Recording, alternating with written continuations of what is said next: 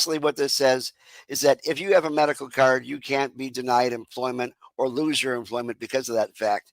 And what we based it on was the Americans with Disabilities Act, which says that if you have a disabling condition, your workplace has to give you accommodations to allow you to treat yourself.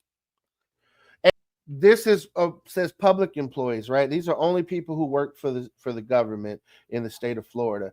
And the reason this is only for public employees is because the existing legislators don't have the testicular fortitude to actually say nobody should be fired from their jobs. They don't want to dictate to Amazon. They don't want to dictate to major corporations in Florida, oh, you shouldn't be firing people for using medical marijuana.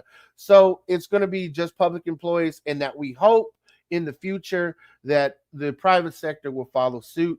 But with the current, again, political party in charge of Florida, that's just where we're at. They're not willing to dictate anything to the private sector because those guys write their campaign checks. This gentleman, his name was Jim Broney. He was an EMT working for Hillsborough County, and he tested positive on shift, even though he never uses it on shift or even when on call, and therefore he was terminated. And that happened in 2019. It took 2024 for him to get a settlement in his favor against Hillsborough County. The fact is that is a win in our column right now. And if EMTs can have the right as a public employee to be able to use cannabis off shift and not on duty, that would be great, because these guys have seen things they cannot unsee.